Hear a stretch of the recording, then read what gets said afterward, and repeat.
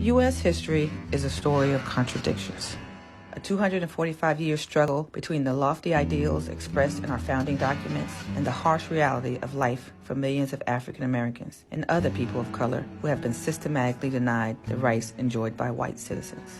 The end of the Civil War brought the 13th Amendment to the Constitution that abolished slavery, then Reconstruction, and the passage of the 14th and 15th Amendments that on paper extended civil rights to African Americans. But the Reconstruction era of new rights and privileges for African Americans was short-lived and replaced in much of the country with a system of racial apartheid, a network of laws and customs that relegated black people to second-class citizens, enforced by fear, intimidation, and the threat of death. Separate and unequal was the law in much of the land, but the pushback against brutal Jim Crow racism and an unjust system continued for decades.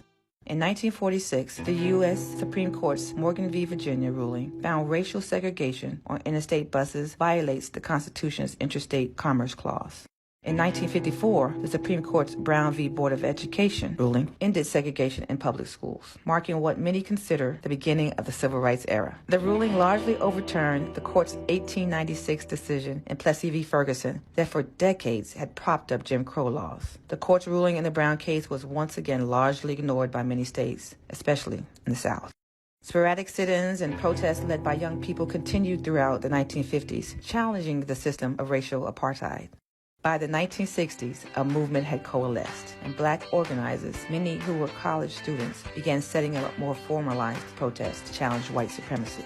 The civil rights protests of 1961 were led by everyday people who helped integrate schools, libraries, and interstate travel accommodations, and created a movement of youth leaders who helped push for major reforms throughout the remainder of their lives.